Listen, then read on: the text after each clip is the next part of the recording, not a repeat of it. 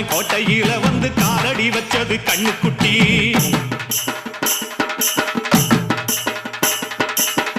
கெட்ட வழி போனதில்லை இது அப்பன மீறாத சிங்கக்குட்டி.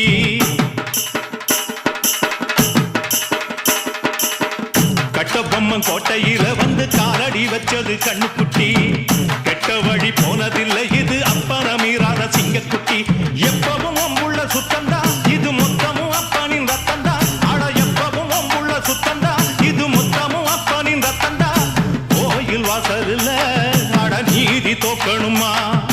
நானும் பார்த்து நின்னா அது நியாயமாயிருமா?